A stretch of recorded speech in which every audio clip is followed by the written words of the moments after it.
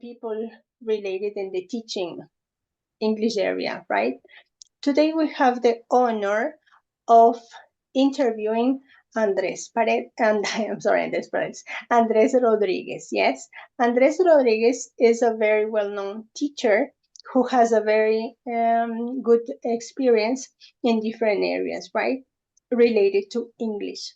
I'm going to read some information about his biodata, and then we will begin with the interview, right?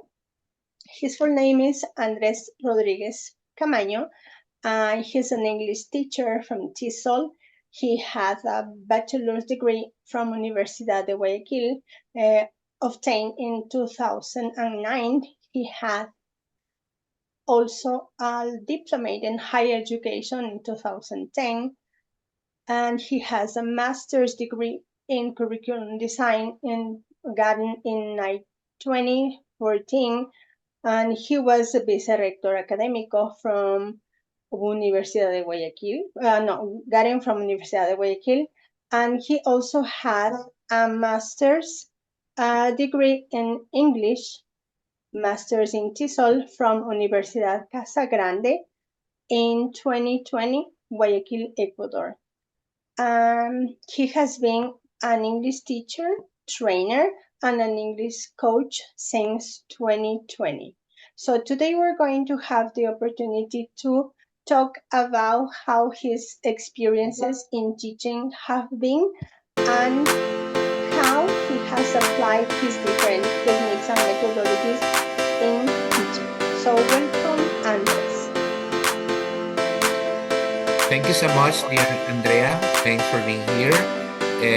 Lastly, the audience of the teachers that they are going to follow this interview.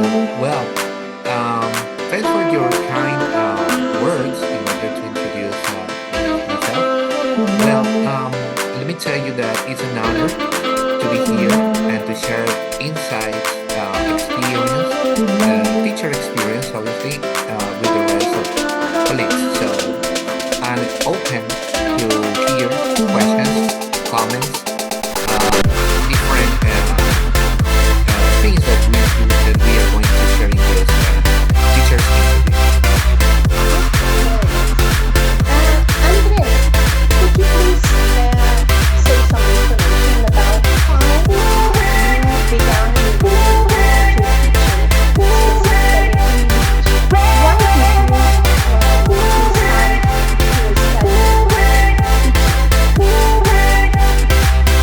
Okay, Andrea, it's a very interesting question.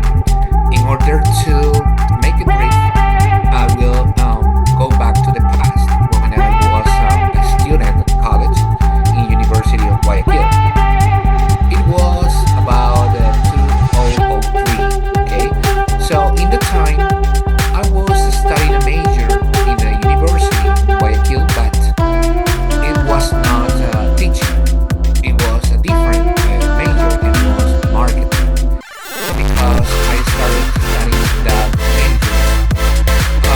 But during my career, I noticed that English as part of the curriculum was taught, and I was sharing different things with my colleagues because English in that major, it was like mandatory for university pass in the next academic year. So most of my colleagues, my partners, they asked me why please and then translate this and help me with this comment, So it was my starting point. Then I noticed that I loved teaching, helping people in English. So I was curious about it. And someone told me, I remember when I was working in a company, in a marketing sales company, my boss told me, Andres, you love English. I noticed that you like to help people. I noticed that you know the language you studied for that. So why don't you study apart teaching English because I noticed that you have some qualities of helping people. Maybe you can be a nice and good teacher, no?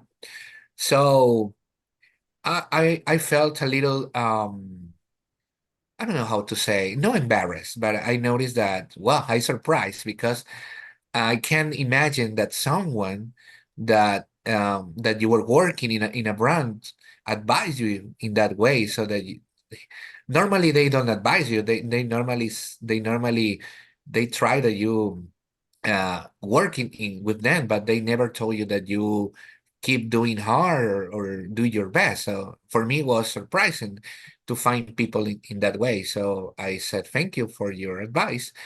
And and I went to to to the university, to the faculty of language, to ask for information.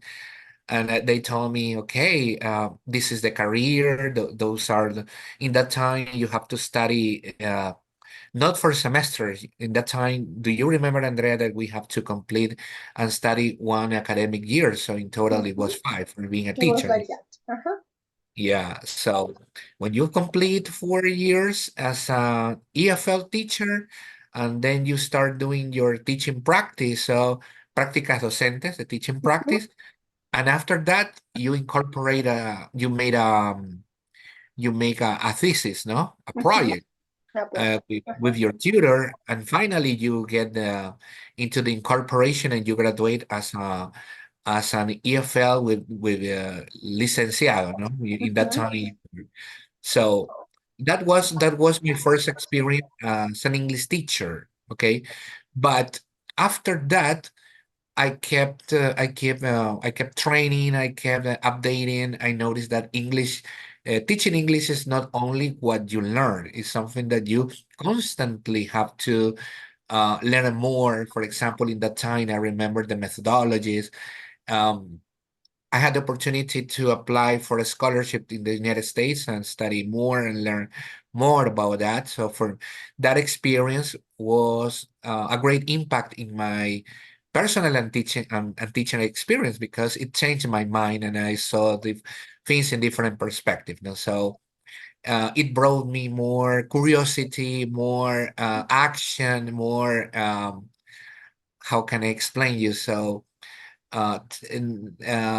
take risky in the decisions, no? As a teacher that you are disrupted when you decide to change things in your classroom and you say, okay, maybe this methodology is good, but I can do it better. I can incorporate different things. So that kind of person I turn into. So a disruptive teacher. So during my time, I had some people that they mentored me, they helped me to grow more. I remember Andrea, no, when I had the opportunity to participate in Quito, no, when I traveled to be part in that congress, no, innovative teaching. And I think that you were in as introducing the speakers, no? And now, as colleagues, we became like closely stronger, and we are helping each other. So for me, it's a pleasure to meet people, colleagues like you, that they uh, as I mentioned, like you and other people that help each other. So I think that colleagues, we need to help each other in order to grow up together, in favor of education in our country. Mhm. Okay, thank you so much, dear Andres. And welcome to the other people who are joining to this very interesting interview. So everything is ready for you if you want to ask different questions to Andres. And let me write in the chat box if somebody is interested in inviting other people to join. So we are really happy to welcome everybody. Andres, you said some important information about studying at Kansas State University in the year 2013. Could you please tell us your insights from that experience? Studying abroad and coming to Ecuador to apply what? What did you do with that experience from learning that was really, really meaningful in teaching in Ecuador?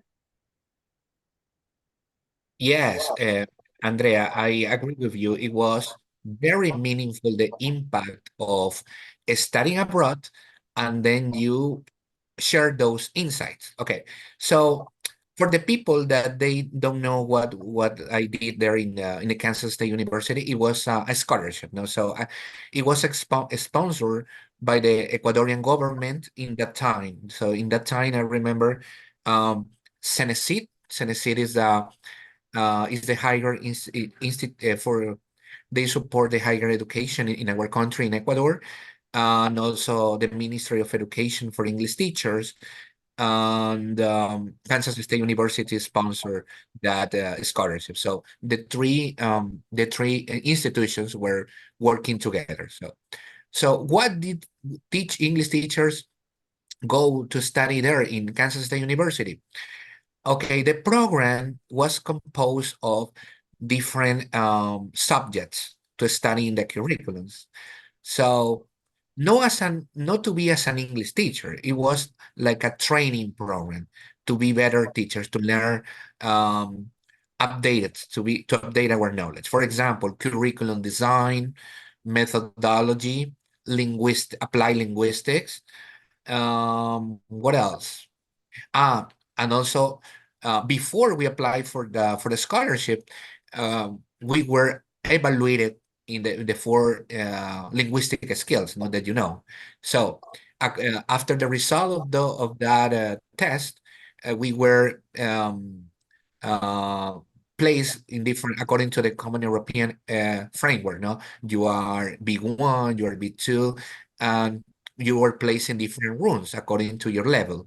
If you, for example, if you were a B2 level, you were incorporated to your classes were about only in English, so you learn how to apply research too.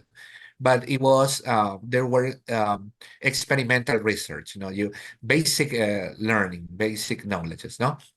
Apart from that, we also were prepared for the TOEFL IBT because in the United States they prepare you for the TOEFL IBT, and according to the rules of the scholarship they sponsor you, you were required to take the TOEFL IBT, not only for passing the scholarship, is just to demonstrate that your level of English was good enough when you were learning more.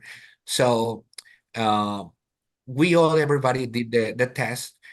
Just in case if you didn't pass the TOEFL IBT, it doesn't mean that you lost the scholarship. It means that you need to keep training, you need to get into more practicing in that exam. So you know that that exam is very exigent because it's a proficiency level exam that requires not only language, it requires critical thinking, solving problems, different things that you have to apply, no? So, well, coming back to the scholarship, one of the things that I value so much is the knowledge that we learn from that experience, and when you return to work in your local institutions, in the public schools or high schools, you could apply, no? You could apply methodologies, you could apply things like that, different teaching practices. Um, so another thing that for me is important is that your mentors, the American mentors in the Kansas State came to Ecuador to visit us. They come to visit us, and they were doing observation classes, no, in order to have their action research and observe if the teacher that studied there, how well we were implementing our teaching practice. In my case, they visit me here in Guayaquil. The professor that I remember, he went to my class. He was observing to my students. We were working uh, um, in group activities, and she congratulated me, and also she told me, "Okay, Andres, you did this, you need to improve this, you do this. But in general terms, it was a good experience. So she told me, it's good, go ahead, you're doing great. So you know that when they give you feedback, um, they also observe the things that you need to improve. And for me, it was great because I could learn more from that feedback, no? Mhm. A very interesting experience, Andres. Could you please tell us what impact those teaching experiences had on the students? Can you tell us some experience that you had from your students teaching at the time? Were you teacher at the high school level or were you teaching at the university level? Okay, to be honest, the program was for secondary students, for high schoolers. So when I returned on August yes 2013, I went back to my to the school that the government to the public school that the government sent us to work. So and how was the impact in the time? So when I started applying, I was doing step by step. I didn't change immediately because students were not accustomed to those initiatives. So to change drastically, because maybe the methodology can be right for the students, but the problem is that students were not ready to start a new adventure, a new journey.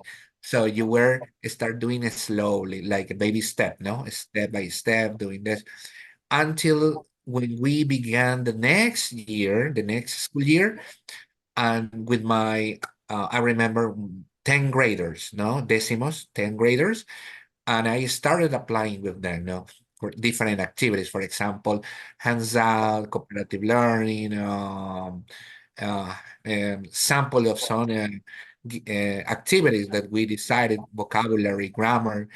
Um, they were not accustomed to work in circles. No, they never were in that way. They were honest to me. Teacher, we're not accustomed to working that way.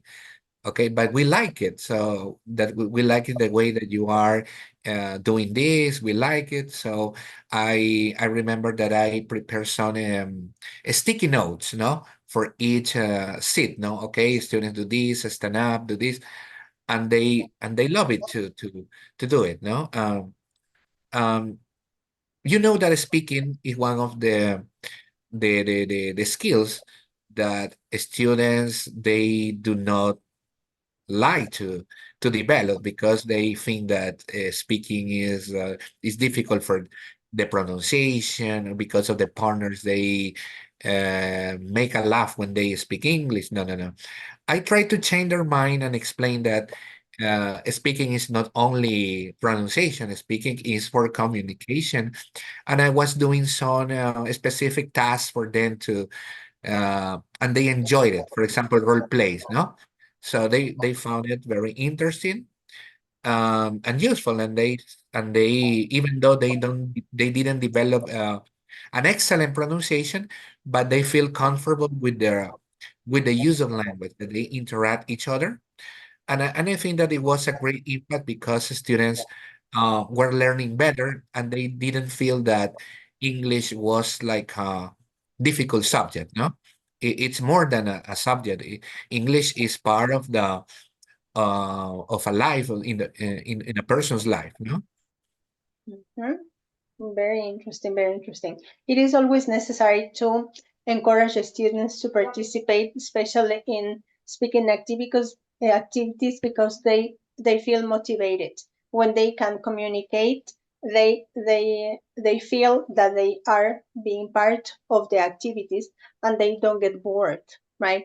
So they feel Yes. really, really motivated. Um, And sorry I want to add something. Um, but you can also use these strategies that you learn also for university students. For example, I remember when I work in a university, um, I use one strategy, projects, no? For example, for students that they were young adults, no? Okay, that strategy was called, I remember, My Passion. Yeah, and I create anecdotes for students, like they make a collage, no, in different lifestyles. Okay, you can decorate with different photographs, no, and the students said, okay, at home, at school, at university, my friends, my family, and they were talking about the things that they feel passion. So you can develop all the skills because you can speak, you can write, you can even listen. Because the student, when they hear the other person speaking, they make it questions. Okay, they ask you, okay, and they were learning from each other too. Mhm. Mhm. I completely agree on your words. Andres, um, on 2019, we had this worldwide pandemic, COVID, and then we had to change our way of teaching. Everybody began working via internet virtually, and it was a shock around the world because people know that students didn't learn the same way, right?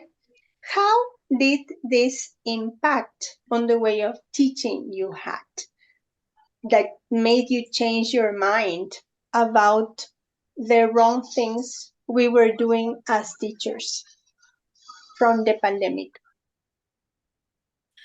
Yes, well, the pandemic time, okay, so was very disrupted for many teachers. In my case, well, I had to be open-minded in order to accept that teaching style changed, because from presential classes to online sessions. For example, recording one was one considered an option for teachers. For example, when students couldn't connect for online sessions for any reason, just because of the low connection, the lack of internet, any reason that they couldn't connect. So you record your class and you use applications to show your students classes, show new topics, or just share, for example, links, no, that they can get access and to do activities, no. One of the challenges that I remember in my case was that you have to accept, you need to be humble and accept that you don't know everything, that you have to learn, different things, and you have to innovate. Okay, you have to innovate. Um, for example, Google Forms. Google Forms, I remember 2 years ago, 2 years from the pandemic, sorry, we were using Google Forms.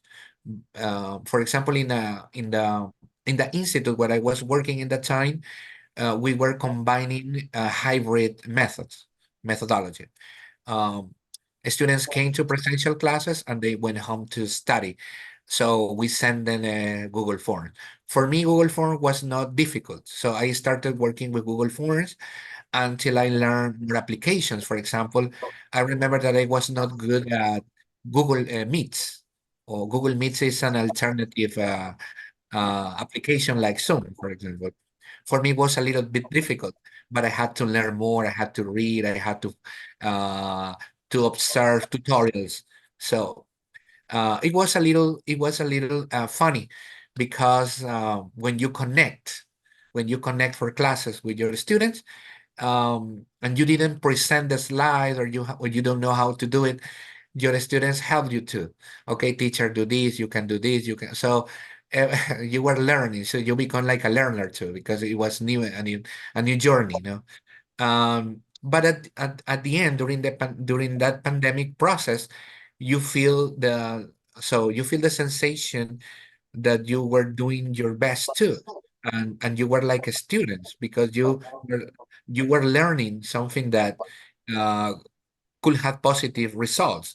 Um, However, the pandemic shows a negative side in the learning, that some students in the high school, they didn't learn too much because of different problems, no, because of the lack of the connection, because they didn't have the chance to learn more. So um, for those reasons, the online education can have different sides, a positive and a negative side. But in balance, I think that online education is more positive because this is an option for teachers to use when you cannot connect,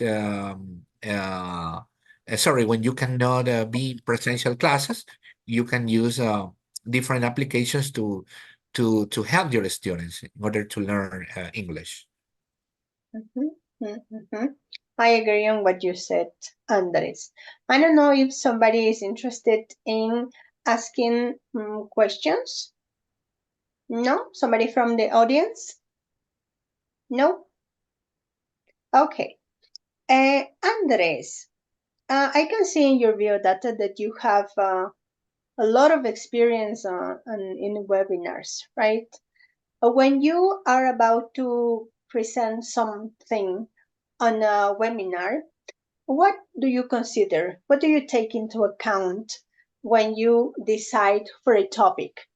What aspects from that topic do you think are important for you to get interested in what the audience is going to say? Well, I take in consideration different aspects, as you mentioned. The first one is the audience. For example, who is in this interview or webinar? If they are for university teachers, for high school teachers, for faculty students who are going to become teachers. So, or is a open webinar for everybody, you know? So, according to the target public, the target audience, I prepare my slides, you know?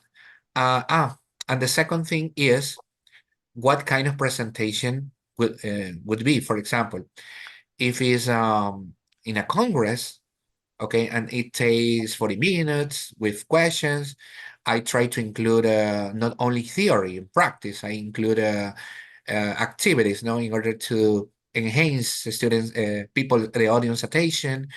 If in the presentation is a qualitative or quantitative project that you have to show results, no? Like part of a research, I include data, no?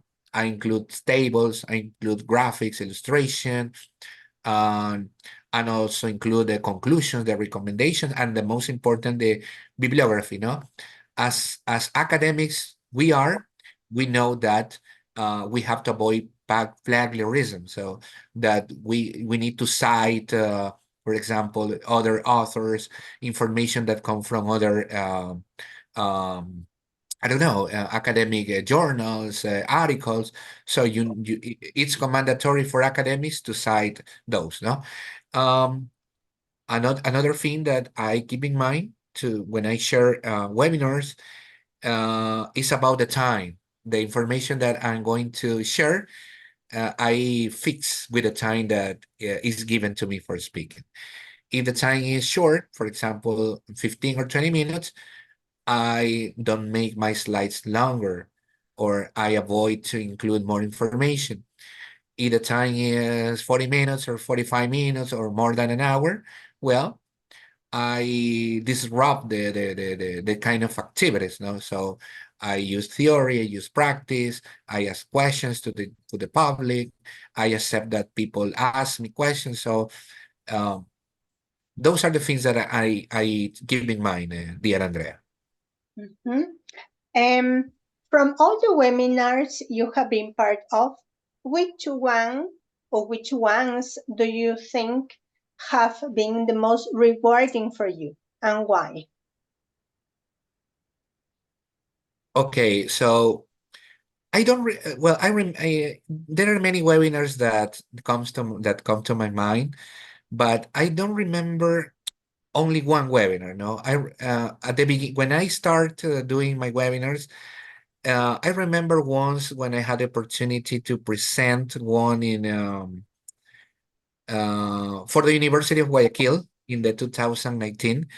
In that time, it was before the pandemic. It was before the COVID. Uh, I was invited as an ex-student in the university, and I feel so honored and glad that um, in the audience there were professionals, there were different kind of people, no, and even faculty students that they were. going to become graduated. And for me, that experience was great and full of learning because it was my one of my first webinars that no, it was not a webinar, it was a presentation in the in front of a public, no? Another webinar that I remember gratefully was in Peru when I was invited to present a webinar for a Peru net, I remember.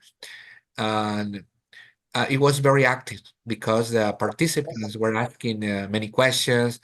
They really appreciate it, they value, and more than interacting professional questions, we became friends because they invite me, they feel comfortable, and they also invite me to future presentations. So, and even here in Ecuador too, I had the opportunity to have good interactions. For example, Andrea, no, uh, for Universidad Central, no, in when um, when the department, no, the journal, no, that Mhm, they invite for the presentations, Master Andres Baldassari, I think.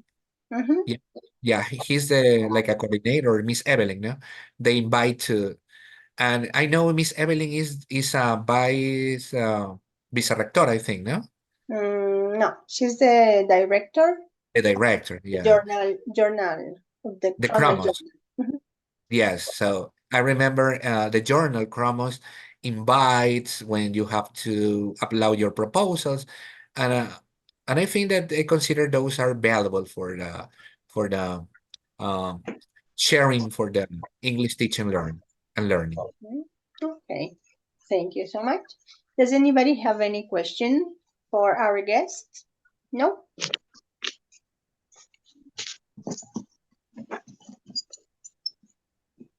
Uh, Carlos, we cannot hear you. Uh-huh. No. Mm-hmm. No. Maybe. Hello. Yeah. Okay. I don't know. Yeah. Okay. Okay. Good morning. Good morning, Mr. Andres. Good morning, Good morning. all the people presented here today and this morning. First, I would like to say congratulations, Mr. Rodriguez, because this space in this Sunday, is really nice, and Sunday is usually a day where we can have relaxation, devotion, and it's good to practice English and to speak about the English environment in this country.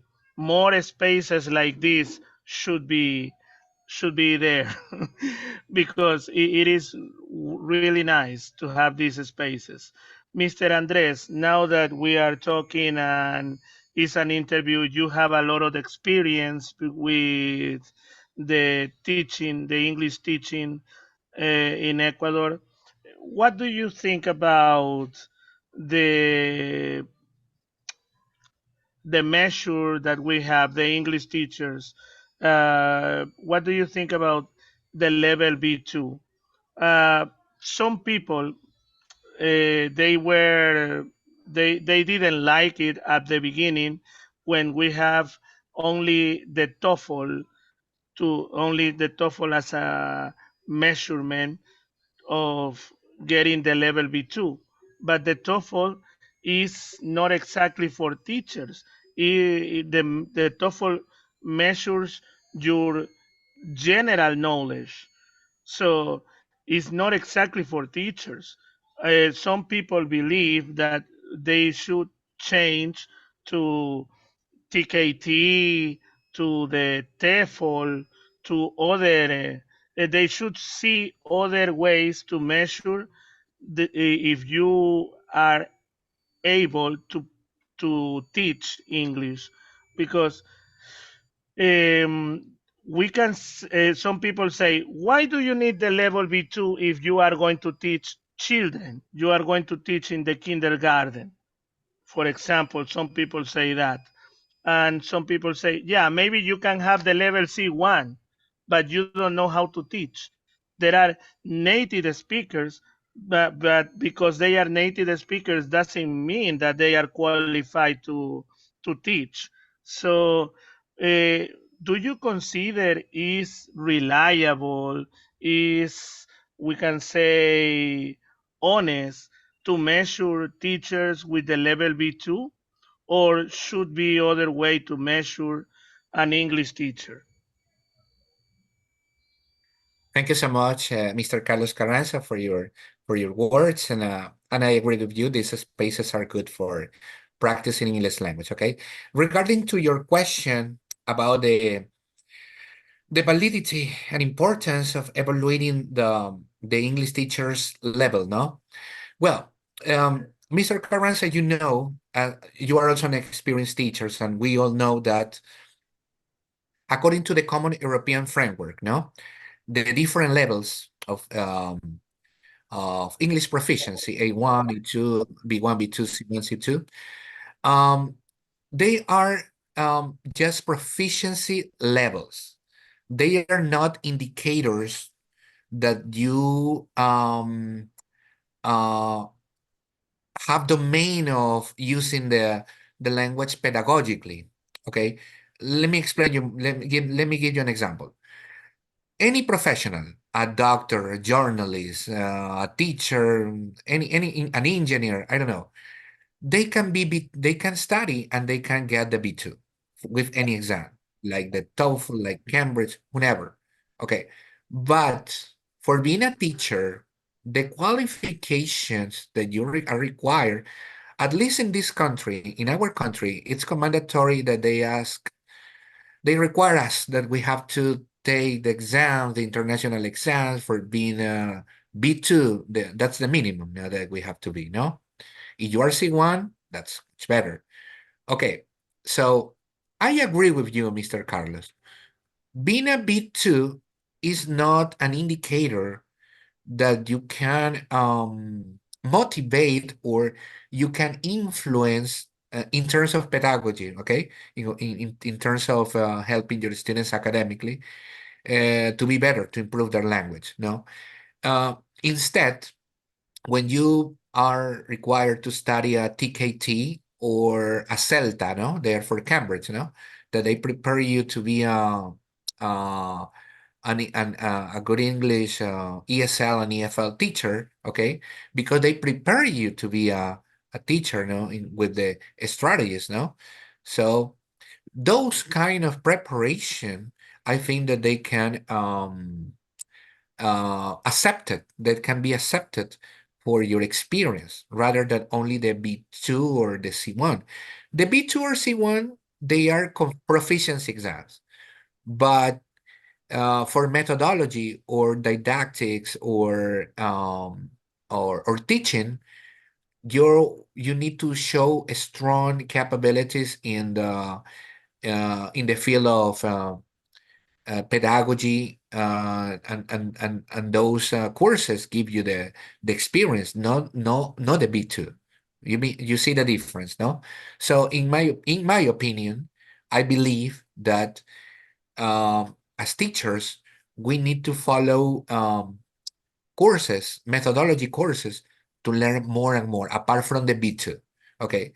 Well, to be honest, if you are a B2 teacher, you need to constantly prepare more and more, because if you're a B2, it doesn't mean that you know that you're not an expert in the language. It's just a level. It's just a level. Yeah. So if you want to become an expert, you need to get a C1 or C2 and learn more and more, because those are the levels. But in teaching, you need to innovate courses. You learn to learn more pedagogy courses. For example, teaching innovation, um, well, if you are an online teacher, you learn more strategies. But if you are in a normal class, in a regular class, in a public institution or private, with presential students, you need to learn and update your knowledge every day. So that's my opinion that I share with you in the English teaching practice, Mr. Carlos. Thank you, sir. The thing is that in the board of education, we need a representative because in the past we have the Cradle project, and I consider that it was a little better. Uh, our the every process that the English teacher wants in order to improve the teaching of English. But nowadays, we are orphans. We are abandoned. And that's the problem. In the board of education, if you have the level B2, you can go up in the category. You can be accepted as a teacher, because if not, you're gonna be with contract, with provisional. I am accepted because I am the level B2, but I have the level B2, but I consider that is not, it shouldn't be the measure for a teacher. There must be other considerations, like the time they are teaching, like if they are doing other extra, for example, in these institutes that you say a moment ago, like CELTA and things like that. Well, there are other questions that I would like to ask you this morning, but maybe other people would like to ask you too. My last question, if nobody else says, Mr. Rodriguez, uh, what is the, okay, how can we improve the English teaching in Ecuador, if we don't have the support of one, let's say, department? Like I was telling you, in the past we have the Cradle project. How can we make progress with the English teaching if we are abandoned? What do you consider, Mr. Rodriguez? Thank you so much, Mr. Carlos, and I congratulate you. I admire your honesty that you go straight forward and you ask direct questions with the education. For example, yeah, um, in order to improve the education in English language, okay, let me tell you that uh, the ones, so I mean the teachers, so the same teachers, no, the high school teachers, the university professors, the language center teachers, if we value that, we love the commitment, we love what we do, that is teaching, we need to create scenarios, okay, spaces. I will give you some examples. For example, um, in the Ministry of Education from some years ago, the last implementation was the last curriculum, no? The last curriculum was in the 2016, I think, if I'm not wrong. Okay. And no more. So during the pandemic, they were creating some modules, I think, no? Okay. But nowadays, I didn't see anything more. So in this scenario, I think that there are some contributors in Ecuador. For example, Miss Janine Matz. No, she's an American teacher, I think. She creates a Facebook page that she creates and also shares different. In my opinion, I think that she's doing a great job. I congratulate her. I told her that I admire her job for helping teachers. No, so not only her, there are some other collaborators and teachers that they share uh, different things, and also part of that page. You know, I try to do it. No, um, apart from that, I think that we need to incorporate different speaking scenarios for English teachers. No, or for practicing the language in order to keep active, no? Um, I think that there are some organizations, for example, in Ecuador. Here in Ecuador, we have the TISOL, Ecuador TISOL, no? Ecuador TISOL. The Ecuador TISOL is an organization If I'm not wrong, it is in Riobamba. Riobamba is the city that it was created, but they are creating more and more spaces, no, to invite professionals, international speakers, Ecuadorian speakers, English teachers that innovate things. For me, it's great that what are they doing, no? So in order to support, no, um, another program are the ones that the American Embassy is working in Ecuador, no? Ecuador habla inglés. Um, there is a program that was called Learning Program to help public institutions, I think. But in my opinion, the Ecuador habla inglés is a good project that is helping teachers. But I think that we are going to see the results in these years because that program started in the 2020, I think. So now we are in the fourth year. I think in one more year we are going to see good results of teachers that are improved. So I think that we need to be patient with the results. So we need to cultivate now with our actions, with the things that we are innovating, and in the future we are going uh, to see the crops, the results in terms of academics. Thank you, Mr. Carlos. Thank you, Mr. Rodriguez. I really appreciate it. Mr. Rodriguez, a quick question. One student that is in the last level of bachillerato or baccalaureate, he was asking me, teacher, I would like to study, but would like to study languages, but I don't want to be a teacher. Where can I study to be an interpreter or a translator? So I would like to ask you this question because I didn't know what to okay, I told him, I guess you have to go online and you have to research. But but personally, I I don't know. What can you tell me, Mr. Rodriguez? Can you help me with this? Yes, of course. Well, I will give you a piece of advice, okay? Be careful when you recommend, just because we believe that, for example, there are some publicities, okay, that exist in the social medias, no? For example, that says, okay, the online academies, or sometimes they say formador de formadores. Okay, those are serious brands because formador de formadores is very serious from the labor ministry, Ministerio Laboral, no, from our country.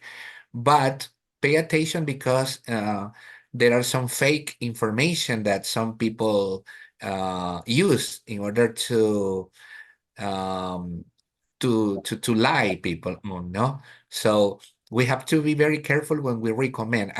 In my case, Mr. Carlos, what I do is uh, to invite them to do their own research in some institutions. For example, there are some universities. For example, here in Guayaquil, Catholic University offers that career, no? Another, well, there are some other online options. For example, Ministerio Laboral, Formador de Formadores, they also offer that certification, no? For being interpreter, no? To be an interpreter. But as I told you, be careful.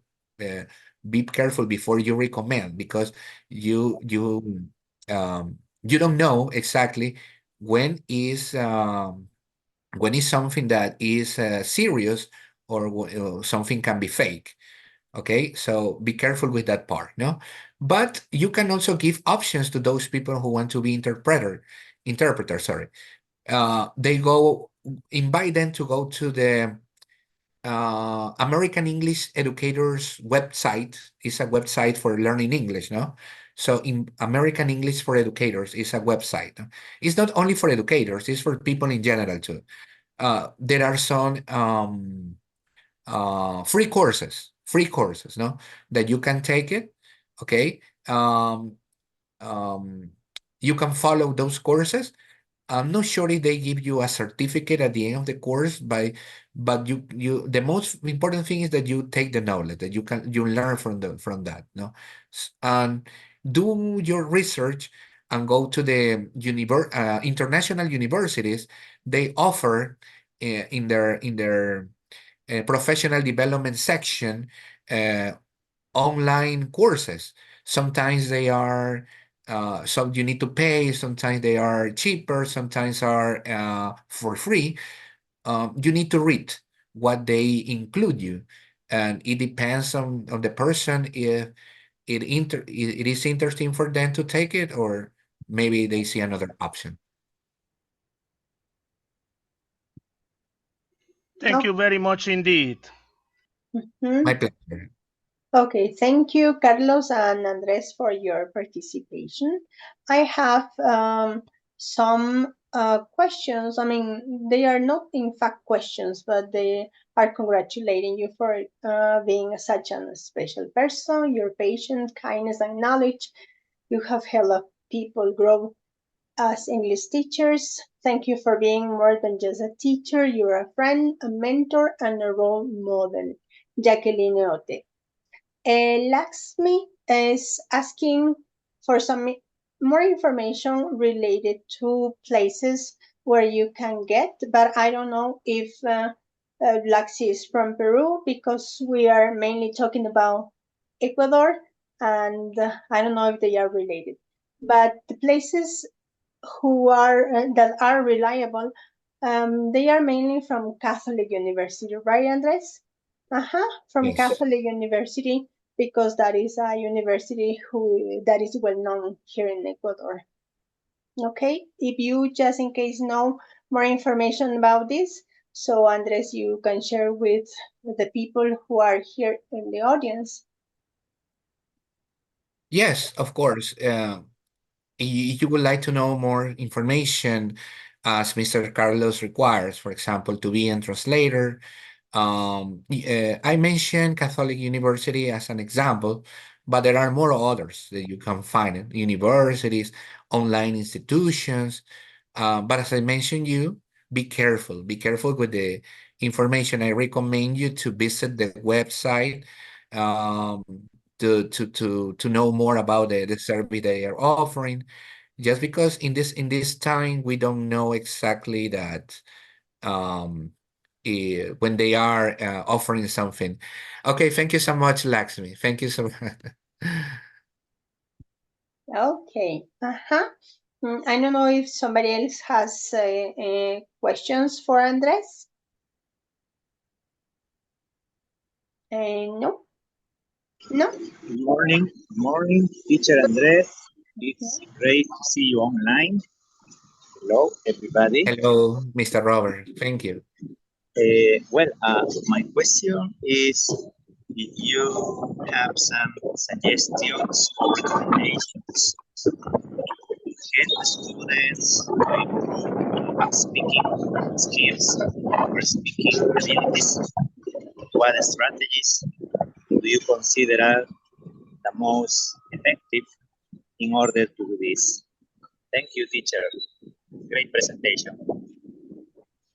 Thank you, Mr. Robert. One part of of what you said, I didn't understand at the beginning, but the last I listened the last part. You were asking me uh, what methodology where things can be good. Well, it depends, Mr. Robert. No, well, there are many methods that you can use in order to help students.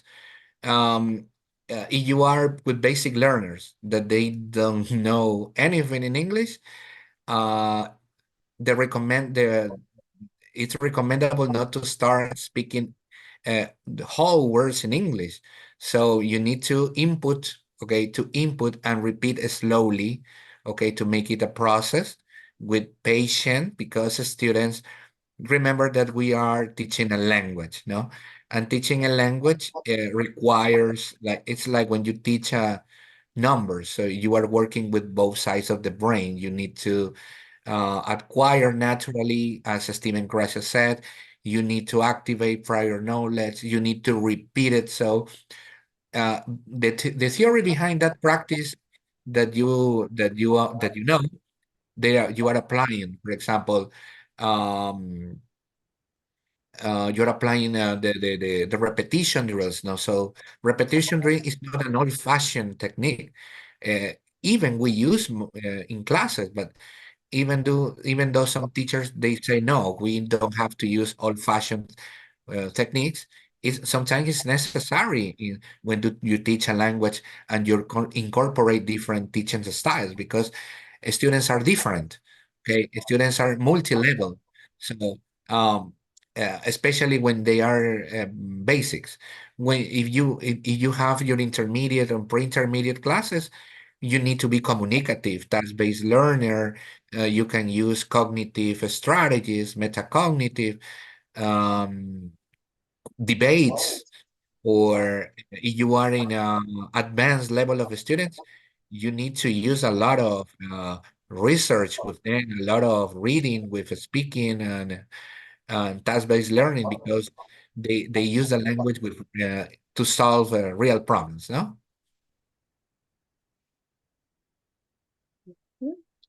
Thank you so Thank much, you.